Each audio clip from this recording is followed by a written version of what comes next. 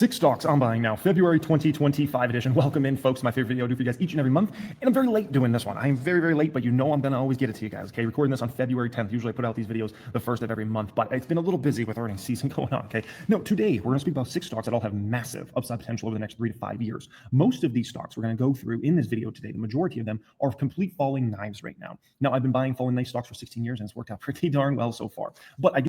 Okay. I will give him a lot of grace. I will give him a lot of grace from this point forward, since he's acknowledging these are falling knife stocks. I will give him a lot of grace. If he can admit that he's buying something in a stage 4 downtrend before we even get in, then I can give him a break. I'm not saying it's a good thing, but I can give him a break. And ESAT, thank you. Yeah, I do want to keep the chat low. AMD. I do think that's just worth mentioning here. And it's also worth mentioning if you look at all of my best stocks, all of them, the best performers, all 7 of them in the public account were all bought when they were falling knives. Tesla, Palantir, ELF, Meta, Revolve, SoFi. I don't know the context of that. I have no idea when he's claiming to have bought these. I do not know at all. But I will tell you one thing. One thing for certain, and hand to God, there's the only way that this works. You know what it is. The only way that he made money on any of these was... Where's my slide? I got my slides missing. No, this is important. Hang on. Is this only price pays, right? So if he bought these, wherever he bought these, the thing that happened next was a stage 1 uptrend, or stage 2 uptrend, I should say. All right. He didn't buy them and make money as it was going down. That did not happen. Did not happen. SoFi and Amazon. I bought all 7 of those stocks that today we look at and we're like, damn, man, that's some legendary investments right there. Listen, those were all bought when they were complete fallen knives, when those stock prices were going down 50, 60, 70, 80%, when they had crashed massively. That's when I stepped in, and the results are the results. And so the stocks we're going to be going through here today, don't judge them on their past and how the stocks have performed over the past year or two. I'm going to run you through what's going to happen for these companies over the next few years. And this one here today, folks, I need one favor only from you guys, and it's for you to smash that like button. It took me a long time to put this video here today. I think it's 69 slides. The beast of a... Oh, hang on. There was there's a comment in the Discord that I wanted to share. This just reminded me of it. Hang on. It was this comment right here.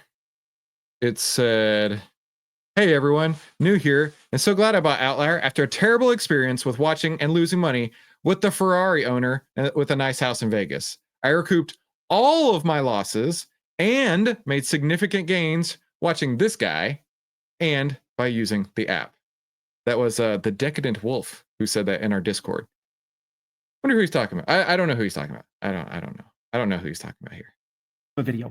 Beast. Okay. Appreciate y'all for being here. All I need from you, smash that thumbs up button. And if you want to be subscribed to the channel, you can certainly subscribe. Additionally, I'm curious. If you guys have an opinion on this, let me know in the comment section. But I'm considering potentially wrapping the Roma in either yellow or red. Considering. It's not a for sure thing. Okay, listen. I have seen a lot of comments talking about specifically how by doing this kind of stuff, he alienates a giant load of people. He turns people off like no one's business doing exactly this, right? You're not going to see me talk about that kind of stuff, right? Yes, I have a Tesla. It's a Model Y Performance. It's not that fancy. It's not that expensive, right? My wife drives a Lexus, right? We live in a nice house. But I am not going to be flashing anything because it does turn a lot of people off. And I don't think that that's a most...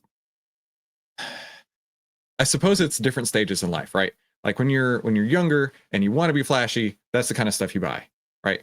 But when you're older and you're like, hey, that's a depreciating asset. Why in the world would I waste $400,000, give or take? Well, I don't know what the cost is, to just watch it evaporate, 20, 30, 40, 50%. Yeah, I don't know. Just me. I'm just considering. If you have an opinion on that, let me know in the comment section if I should do the Roma in red or yellow. Those are really the only 2 colors I'm considering. Okay, so if you got an opinion, feel free, let me know. Okay. Additionally, pin comment down there today. We're doing a 1-day sale for 1000xstocks.com. If you want to be entered in for the deal to receive that deal, we're going to drop that. That will take you to nowhere in over 4 years now at this point in time. Like if okay. So number 1 stock, Celsius. Sean says that is a big turnoff. Okay. So Celsius. Let's go first to Celsius. I did pull these ahead of time, just so y'all know. All right, Celsius inside the Outlier platform. We have the 10 under the 20, price under the 50. Now, a couple things you'll notice here is that this has been in a really, really, really ugly downtrend for a hot minute. as well, the heat map, how fearful and how greedy investors are, right, has been really tanking lately. People are getting more and more and more fearful in Celsius. Now, why does that matter, right? That is a representation of this slide right here, right? More and more people are getting fearful of this. And as this is accelerating, this is where you don't want to be in a stock. As it accelerates, you don't want to be there. Now, as I said earlier, I will give him some grace. I will absolutely cut him a break today because he knows he's buying falling knives. Okay. And if we are looking at this from a longer term perspective, CELH, if we're looking at this from a longer term, oh my gosh. I didn't know this was coming. But you know where this is going. You know where this is going. This is gravy. This is this. Is this. Is this. Now, look off on the far right-hand side, right? For a hot minute, there's going to be a lot of depression, a lot of disbelief, and who knows how long this can last. On this particular chart, these were monthly candles between 2002 to 2004 before it started the cycle over again. This is this. Is this. Is this. I mean, he nailed that one. He certainly nailed that one. Okay, but to what I was trying to say in outlier here, the sell-off hasn't stopped on Celsius yet. What are we down today? I can't read that. Oh, it's up 1.6% today. Okay, that's fine. But you can see you've got your outlier trend template pointing south. Your 10 under the 20, price under the 50. You might find some support at 20 right here. That might be where it hangs out for a while. But he admitted that he went to the hardware store the other day. And when he was at the hardware store, he picked up a can of Celsius, but he also picked up a can of monkey hammers. You said it right there, and I was like, oh, we should say, yes, Celsius has been monkey hammered. Celsius is the definition of market cycle investing. So let's tell you what, let me introduce myself. Who's this random guy on the internet? Well, my name is Christopher Yule. I've twice been awarded top 100 people in finance. I was mentored by 5 of the market wizards, the best traders of all time. I've been successfully trading since 2009, and this is where we save time, make money, and start winning with less risk together as a team. Now, don't forget, I want you to rank this video out of 10 in just a couple minutes, but go ahead and subscribe if you haven't done so already. So let's get back to the video real quick. If a plane has wings and a penguin also has wings, then why can planes fly but penguins cannot? You make me unable to answer your question. Okay, hold on. How about this? If Dubai International Airport is the busiest airport in the world, then why don't they just take a break? I would be jobless. Okay, now my turn. Okay, if I see you ever in my flight, I'm gonna make sure you sit in my cargo. Okay, that's fair enough. Thank you for your time. Understandable happiness. Okay. If I love this channel. I'm sorry. I just had to put that in there. I love this channel. And you might happen to see a couple things pop up like that now and again. Just putting it out there. Let's get back over to here. If you go back 4+ years ago, the stock was right around $20. And here today, you can pick up shares for right around $20. Now, this one's a pair investment for me, meaning essentially I'm not only buying Celsius stock right now, but I'm buying another stock that's very similar. And the reason being is it's kind of a hedge. Just in case I'm wrong on Celsius, the other stock will do very well. And it's a 2 for $1, basically pair investment. So for every $2 I put into Celsius, I put $1 into this other stock. The other stock is Monster Beverage. So for every $2 I put into Celsius, $1 goes into Monster. Okay, let's go look at Monster. The Decadent Wolf. Hey, I just talked about your comment a minute ago. Did you see when I talked about it? You just show up? Bro, I'm glad you made it. And that was an awesome comment. Okay. Let's zoom out. I don't know where this fits in the market cycle. Let's go to a monthly chart. Maybe that'll make it a little easier. I mean, on a monthly chart, you've hit your on the way up side.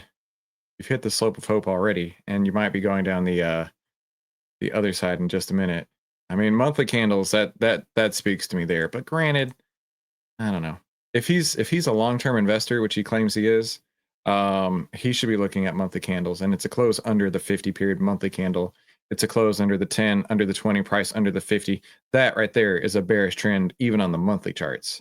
But I mean, if he understands the risk that he's taking right now, then go for it, dude.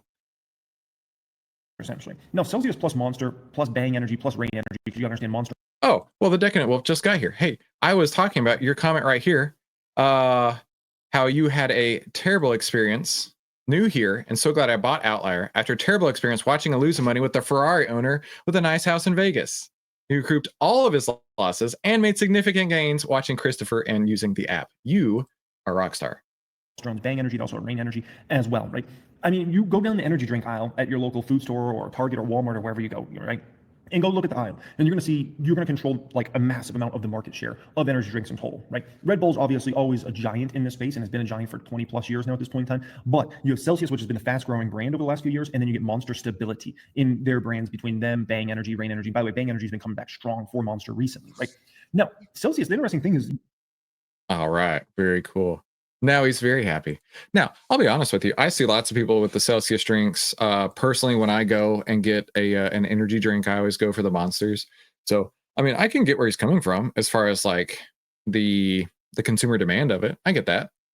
you know, you really are starting to, especially if you live in the United States, right? Celsius is really starting to become a big dog drink company. Like it's being right in front of you, like literally right in front of you, right? You go into your local Target or Walmart or, you know, even pharmacy chains and food stores and things like that. And like Celsius is starting to become a big dog in the space. But the difference is they don't have a big dog market cap on this one. The market capitalization of Celsius, because the stock has crashed so insane, is around $5 billion for the entire company now at this point in time, right? And to put that into some reference of where big dog beast drink companies, where their market caps are, Coca-Cola, for instance, is $278 billion market cap. PepsiCo, $197 billion market cap. Anheuser-Busch, around $100 billion market cap. Monster, $46 billion market cap. Keurig Dr. Pepper, $41 billion market cap. So I'm just showing that you this so you understand there's a long game ahead for Celsius to climb and become one of these sorts of drink giants, right? But, you know, it feels pretty good to be buying both of these stocks because I just am going to have such a kind of, you know, I guess we say a grip on the energy drink industry overall, right?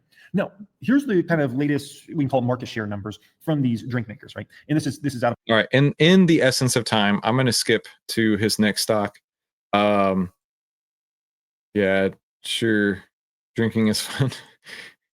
Okay, good question. Should he have different moving averages with 10, 20, 50, 50, 100, 200? Yeah, for sure. The longer time frame that you want to look at, the longer your moving averages should be. Good question there. Keith, hey, it was 2168 in his video and now it's 2191, winning. You know what? Price is all that pays.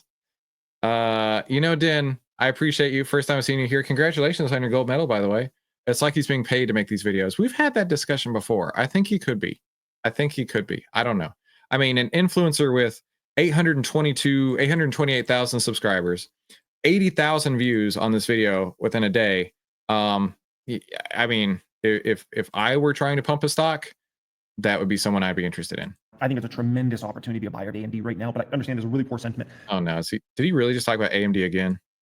Celsius Monster, I like it as a pair investment right now. I think it's a pretty good opportunity here, if not great opportunity. And, you know, we'll see how it all plays out over the next few years. All right, number 2 of these 6 stocks is AMD. Oh, geez. Okay. I actually didn't think he was doing AMD again.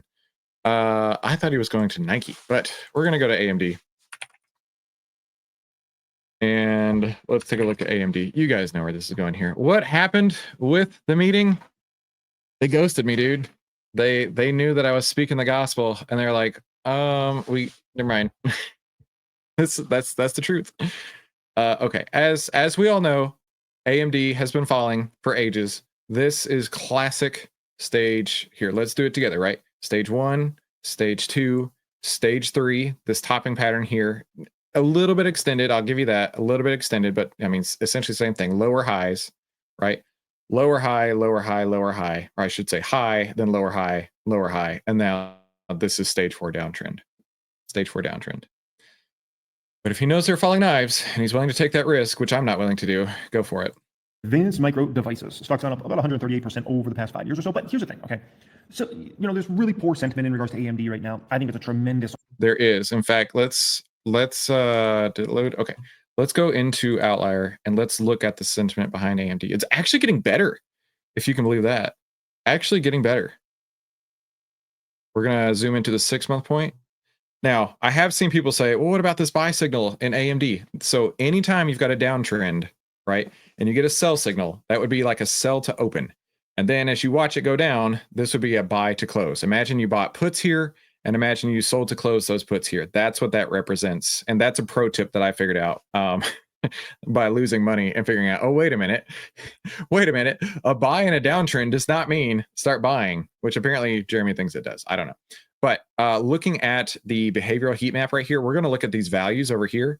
And you can see it went down to as low as R28, kind of flatlined, R27, and even improved, meaning that the fear was kind of coming out of it a little bit.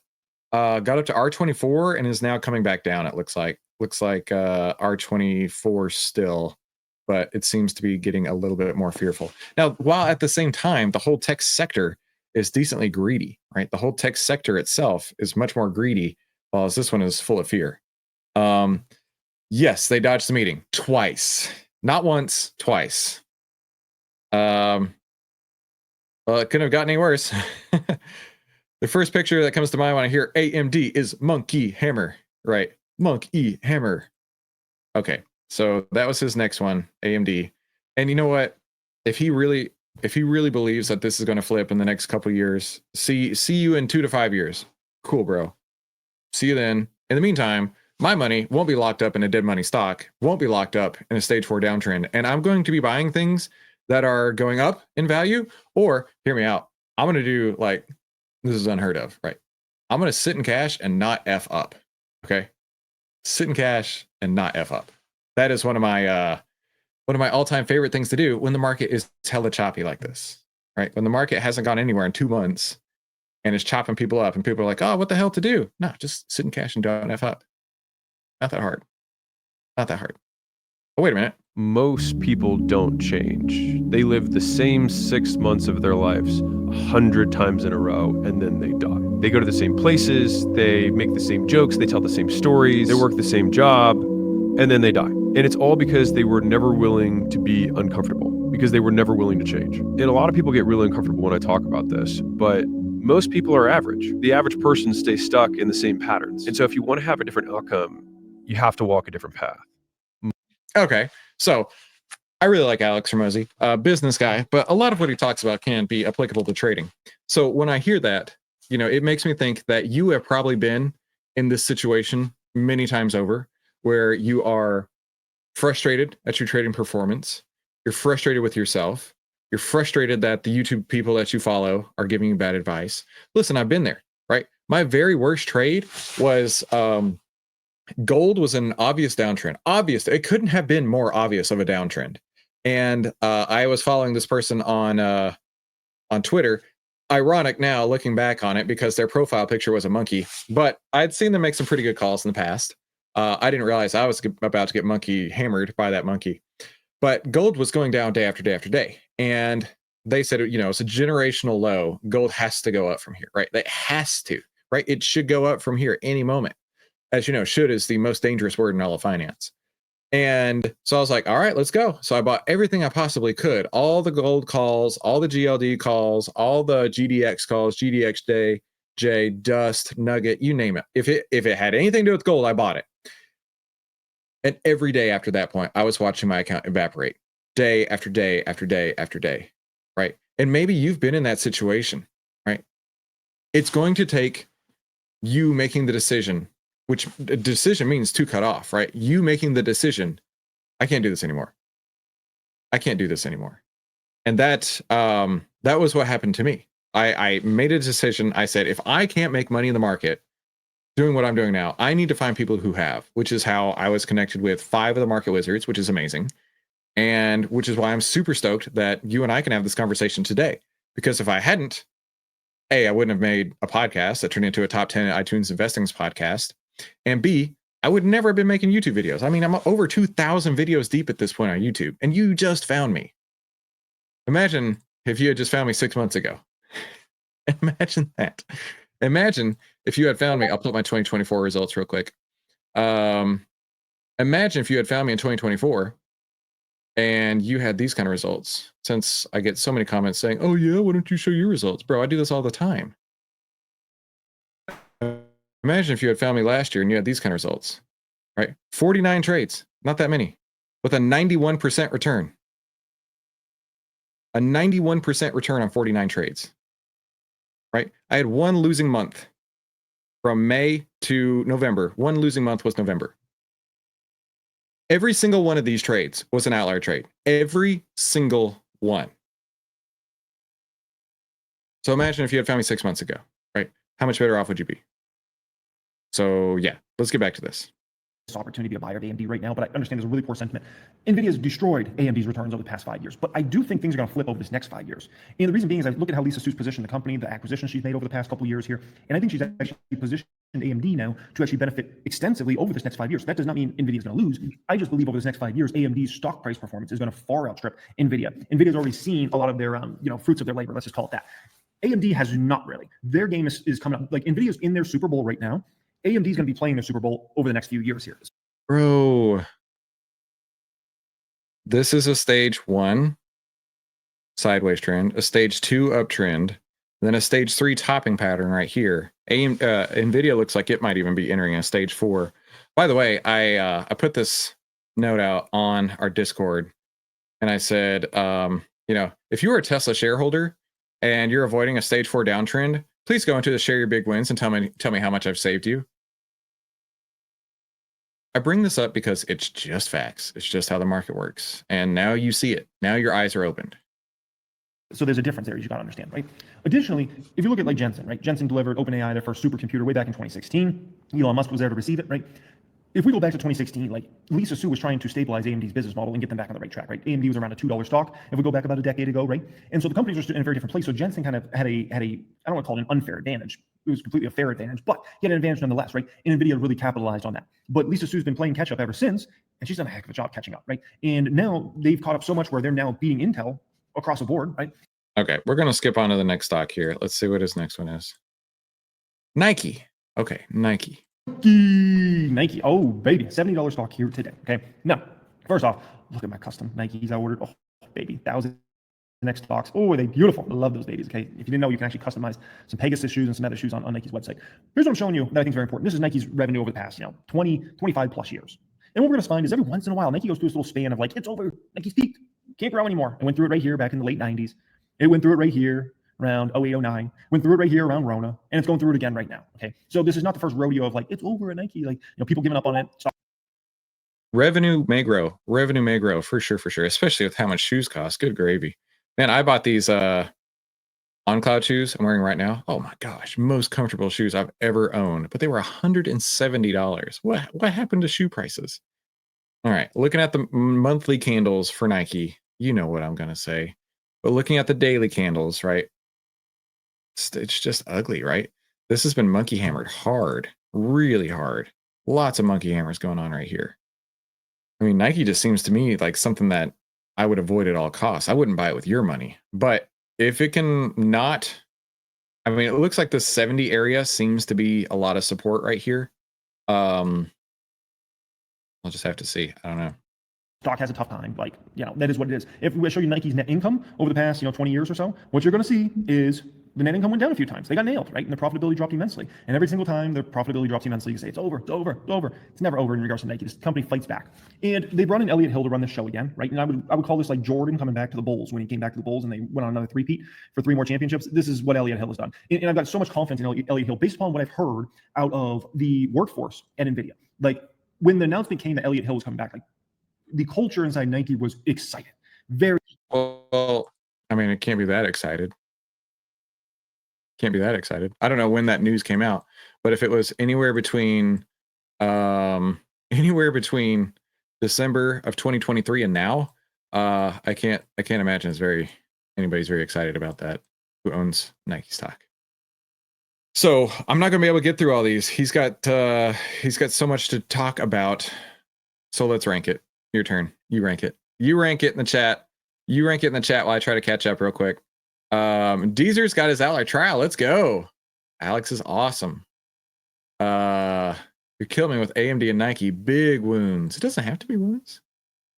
Buy the dip. Another slogan. I heard somebody put in the chat one day. They said dip means depreciation in progress. Yeah. Mikey Mike, how you doing, bud? He's uncomfortable. GLD's looking good. Cool. That video of Alex reminds me of the quote, in order to have something you've never had, you'll need to do something you've never done. Absolutely.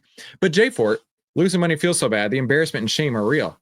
Okay, here's the deal, my friend. And you'll see me do it. If you go back to the videos where I've made trades in the past, you'll see me do it there. There is no shame in losing money, dude. There is absolutely not 1 ounce of shame in losing money. You know why? Because it happens. The question you have to ask yourself is, do I want to lose a little money or do I want to lose a lot of money? I got a couple of quotes for you real quick. A couple of quotes for you, Jay Fort, especially for you, my friend. One from this really handsome guy. Today is the day to take the opportunity to turn your small losses back into cash before they become big losses. Don't let this opportunity pass you by. All right? Incredibly wise and handsome fellow right there. But then this one from Mark Minervini. Knowing that you should sell your stock when it goes down like this, but fearing that it's going to turn around and go up without you is going to get you caught in a situation like that, right? If you're not doing well in stocks, the grand majority of the problem is ego driven by fear. It's okay. You can just be okay with taking a loss, right? Be okay with taking that $1 or $2 loss here and there so that you can be in those big trades where you can make $10, $20, $50 on the other side of it, right? Now, you won't have the money to invest that and make those $10, $20, $50 if you've lost it on the first trade. The problem is you, which means the solution is also you. I had this conversation with my 12-year-old son this morning. He was, acting like a dick as 12-year-old kids do. And I said, you have agency here, son. I said, you are acting this way, which means you have agency to control that you can act a different way, right? This is what I mean here. You have agency, but you have to accept the responsibility and banish the blame. Then become empowered with the ability to respond, right? So Jay Fort, it's okay, dude. It really is okay.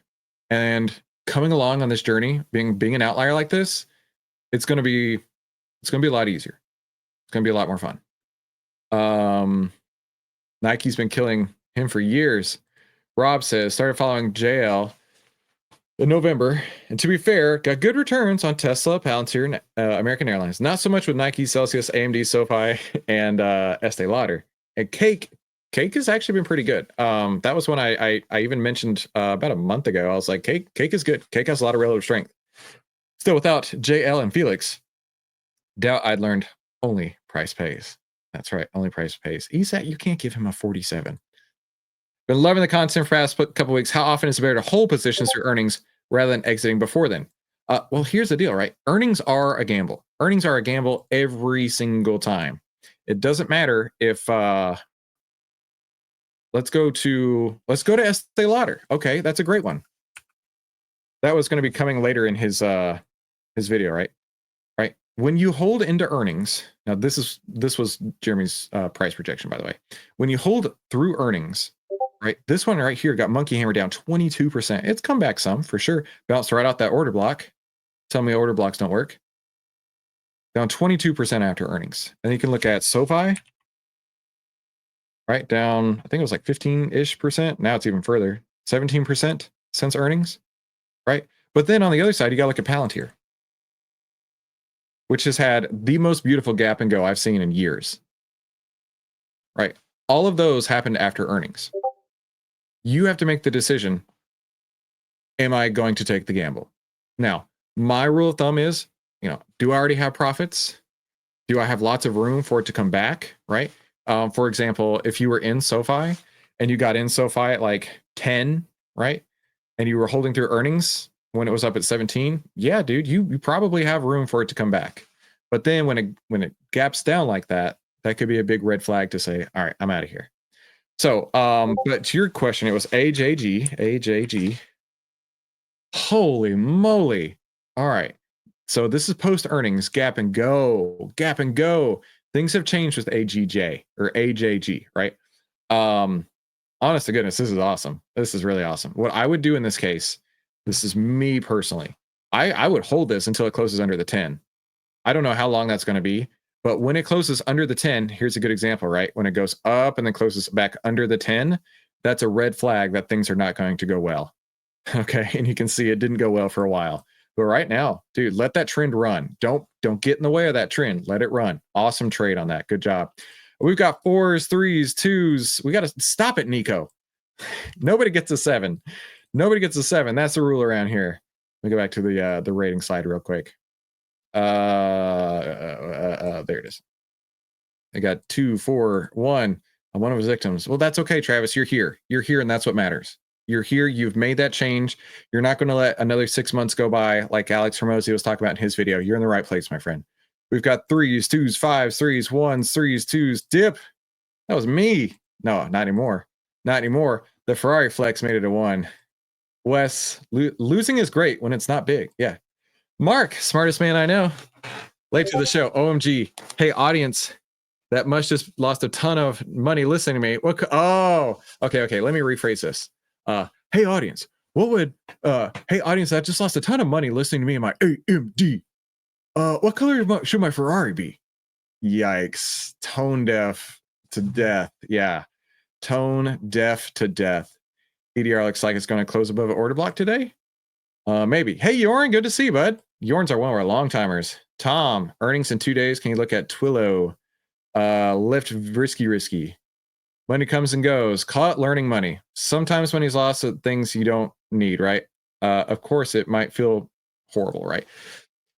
We'll continue on in just a minute, but consider it this way, right? I always looked at losing money because, dude, I lost $200,000 in the first few years of trading, right? I say I was successfully trading since 2009, but not all of that was successful with money, right? I was successfully learning a hell of a lot of lessons. What I would say is no doctor went to school for 6 months and is now doing open heart surgery. No lawyer went to school for 6 months and is now litigating the most important cases in the world. It's going to take a few more months than 6 months to get into a place where you can make incredible trades and change the rest of your life. So consider it tuition in the market, and hopefully it wasn't all that much. But of course, whatever it cost was worth every single penny once you get onto the other side of it. I can think of something brown he could cover. Oh, geez. All right. Oh, William gives him a 4, a 1, a 2. No, stop it. Nobody gets a 7. Thanks, guys. You're welcome, my dude. I'm going to rank it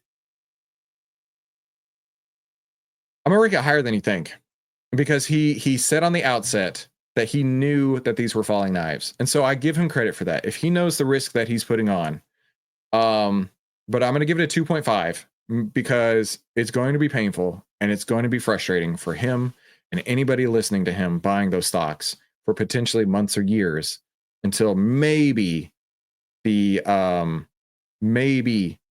market cycle comes back in their direction. Maybe. But you know what? Let's switch gears. Let's go to our member highlight. All right, I actually have a list. You guys are killing it. This is so much fun. Okay, first member highlight is in the Discord, and let me scroll up a little bit. Where is it at? Give me just a second here. Okay, so I saw a post, and my immediate reaction, I kind of teared up a little bit. I said, we're changing the world one person at a time. This is a huge deal to me. I kind of teared up a little bit because something happened on Felix's live stream yesterday. And Nathan pointed this out. And honest to God, I got emotional when I saw this. Somebody saying that this stock he was talking about was getting monkey hammered. And I was like, that's us. That is us.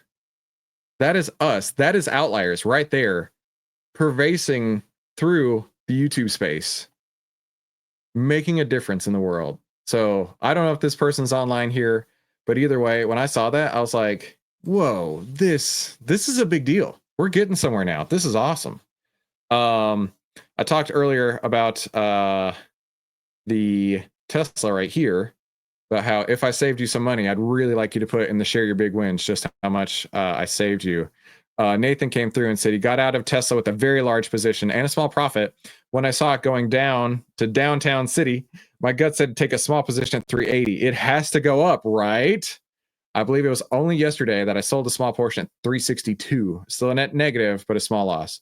All I can say is Chris and Outlier has changed my entire view on the market. I'm totally keeping Tesla on my watch list, waiting for the uptrend whenever that day may be. Thanks, Chris and Outlier. You are welcome, Nathan. Couple others that I wanted to share real quick. Brian talking about how he made some money on Tesla puts. Way to go, Brian. Dave, stall signal on the Qs today. What does that mean to you? So let's go to QQQ. A stall signal is one of my exit criterias. A stall signal is a warning sign. Stall signal says, you know what, something ain't right here. Let's zoom into like the 6-month chart real quick.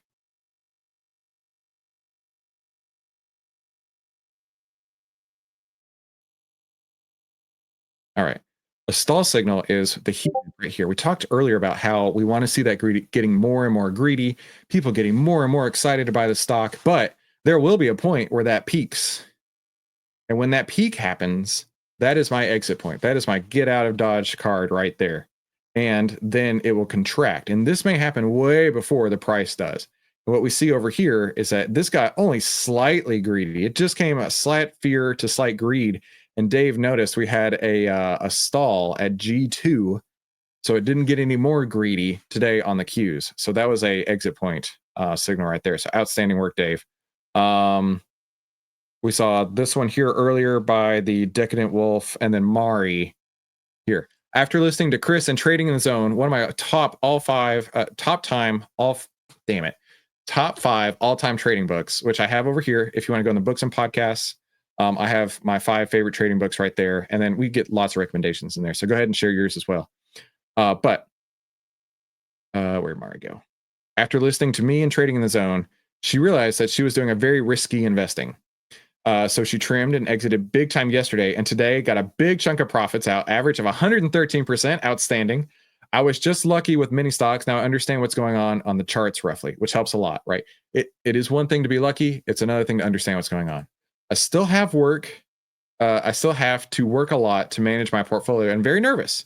Wish I'd found you guys a lot earlier, but I'll keep listening to you all and get better at trading and investing. Thank you, Chris, Mahesh, and everyone. Absolutely. So I believe that was all the ones that I had marked. So outstanding. Please continue to share everything that's going on with you in our Discord. We want to be sure to share you and your stories and how things are working for you, right? And of course, the first rule of Outliers, you tell everybody about it and you hit the like button. Now let's get back over to trading in the trading room, right? Now, I've been in cash for a while, and I'm probably going to be in cash for a while. And that is okay. That is one of my rules. Sit in cash and don't F up, right? When I do start trading, we will not be having as much video time. It's going to be a lot more work time. And I hope you're okay with that, right? As I showed earlier, 49 trades with a 96% return last year.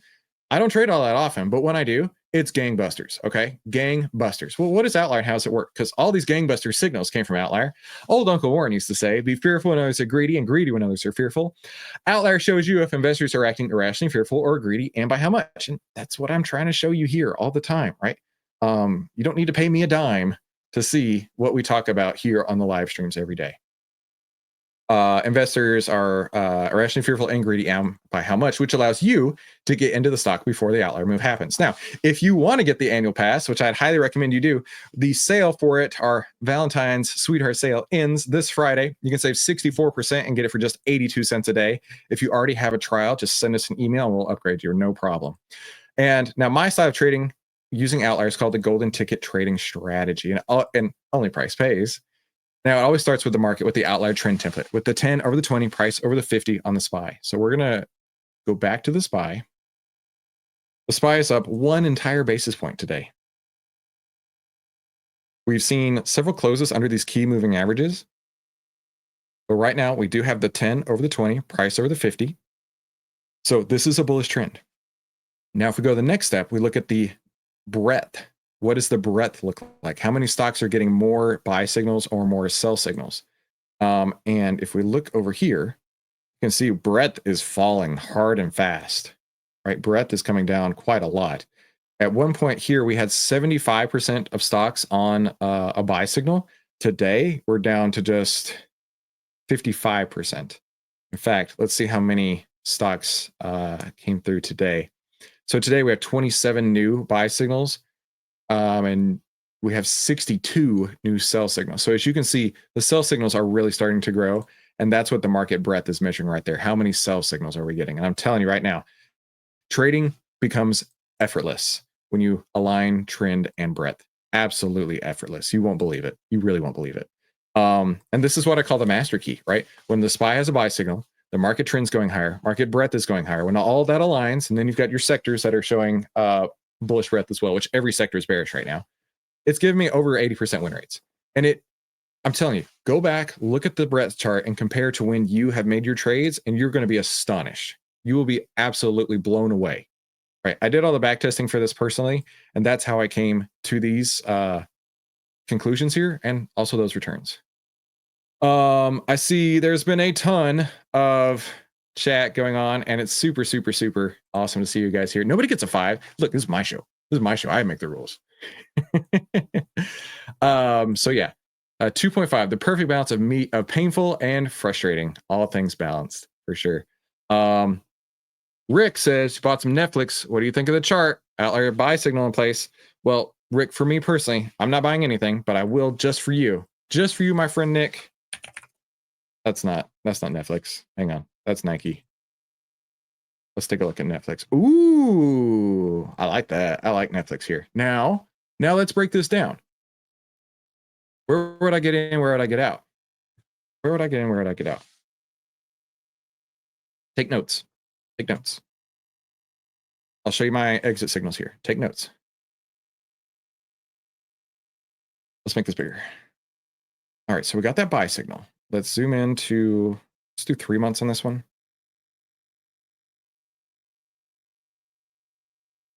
And okay, the buy signal came on January 23rd. On that date, the heat map was at a G8.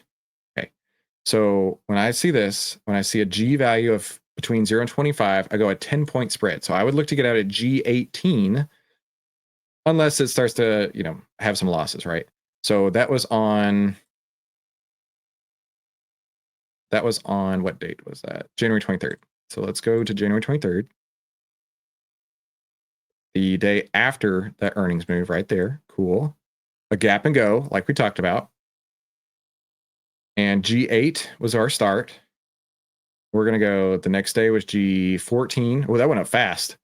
And then G20. So January 27th is where I would have gotten out. Now, of course, doesn't look like I would have made much money on this. For me personally, I would have got out for a little scratch. And that's okay. No big deal. 1.3% on here. Right now, it's run about 3% higher. So personally, I would be looking to take my profits because this is getting really stretched, right? This is up to G41. It only goes up to 50. It's at G41 right now, Rick.